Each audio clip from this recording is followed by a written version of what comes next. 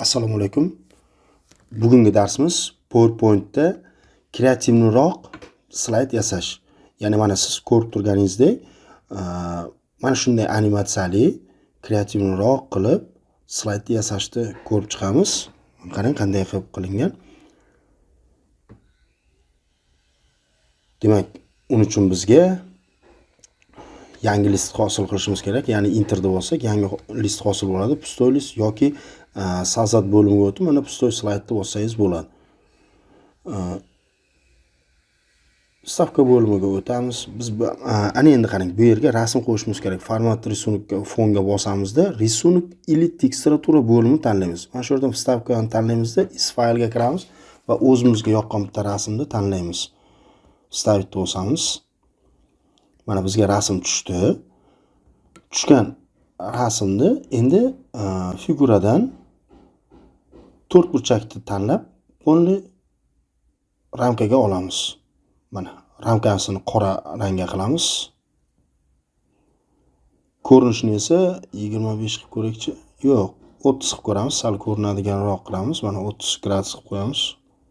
Enterni bosamiz. Mana bo'ldi. Mana bizga mana shunday ko'rinishda hosil bo'ldi. Endi biz bunga mana videoda ko'rib turganingizdek, mana shunday 6 qirrali burchaklarni olib qo'yishimiz kerak. 6 qirrali bo'lish kerak. Biz hozir figura bo'limiga o'tadigan bo'lsak, bu yerda mana 6 qirrali tanlaydigan bo'lsak, bizda qirralari hosil bo'lib qoladi. Qirra, mana qarang, qirralar hosil bo'ldi. Avvalgi holatda kerak bizga. Endi nima qilamiz? Biz Google ga o'tamiz.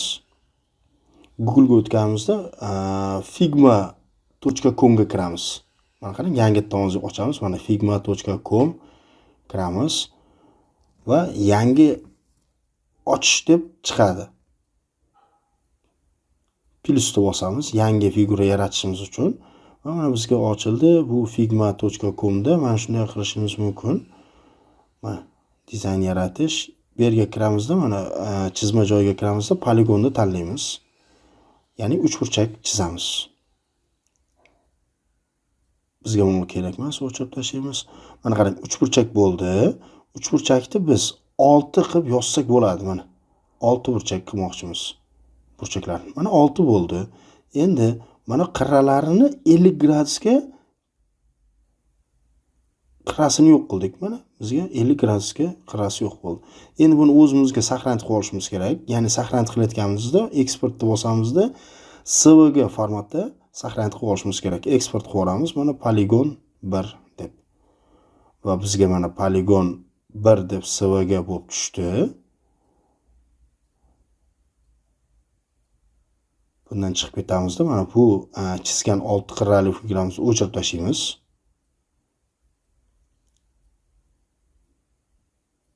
Mana o'chirib tashladik va stavka bo'limida risunok tanlaymiz. Это устроить своего, ya'ni o'zimizning kompyuterimizda bor rasmni tanlaymiz. Ya'ni загрузкада poligon 1 stavить. Mana tanlab oldik. Endi buni orqasidagi rasm ko'rinish kerak, ko'rinmaydi. Ya'ni zaливка fon ishlash kerak. Ishlamaydi. Uning uchun biz nima qilamiz? Mana format grafikada mana shu figurani tanlab olamiz. Bosdik. Ana endi zaливка fon aktiv holatga keldi. Bitta bossak mana bunday holatda ko'rinadi. Xohlagan joyga qo'ysak, o'sha joyda ko'rsatadi mana. Aniq-tiniq holatda ko'rsatib beradi.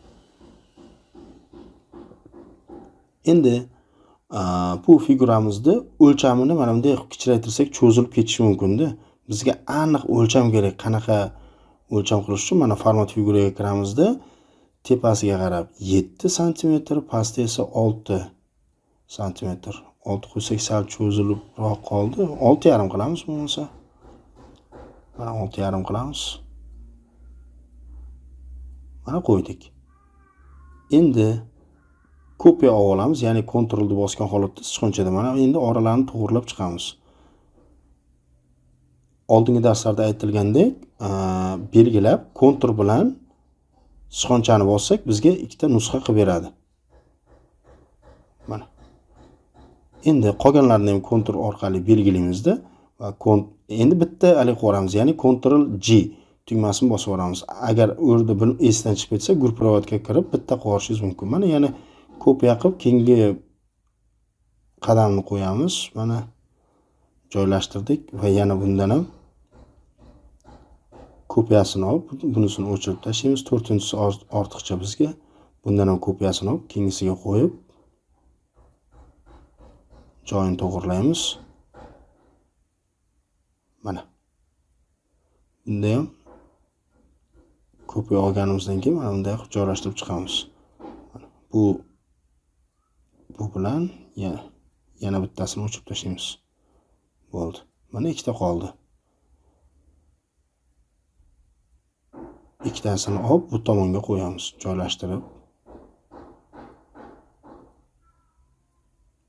Mana biz joylashtirib bo'ldik. Endi yozuvimizni olib kelib qo'yishimiz kerak.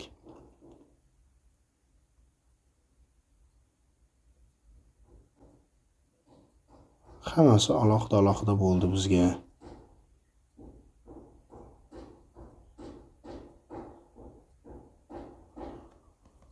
Animatsiyaga o'tamizda.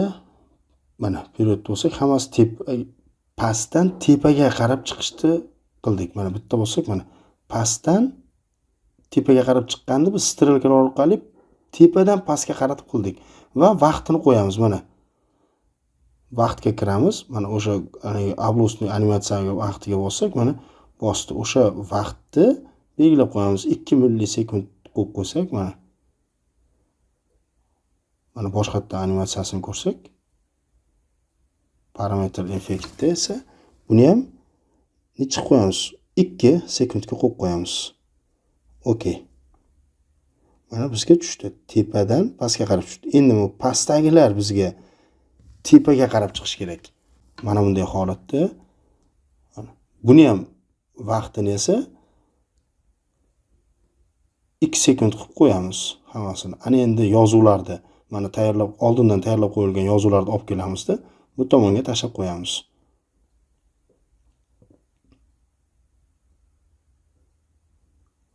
Bularda chiqishini ham shu animatsiyaga moslab qo'yamiz. Mana tepadan chiqayapti, bizga esa yonboshga qarab chiqish kerak. Mana bunday holatda. Va vaqtlarini ko'radigan bo'lsak, mana obrosnida yana vaqtini, buni ham hammasini bir xil 2 sekundda deymizda, parametr effektiga kirib, buni ham 2 sekund, shu 1,5 sekund bo'ladi. Mana shunday holatda qo'yib qo'ysak bo'ladi. Mana bitta ko'ramiz. Mana.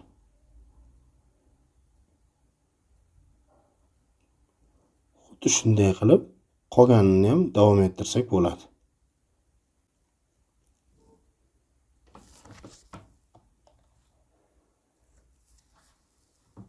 Bitta mana shu aligidan bitta listdan qilib olganimizdan duplikat olamiz.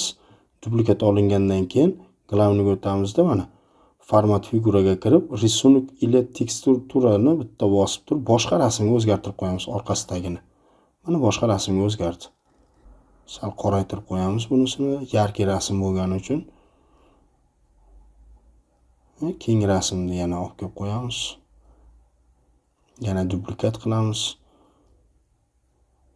O'sha yerda yana вставить из faylga kirib, boshqa rasmni tanlab ko'ramiz. Misol uchun mana shuni tanlaydi. Okey. Mana qarang. Qanday joylashdi bu? Qoraroq bo'lgani uchun.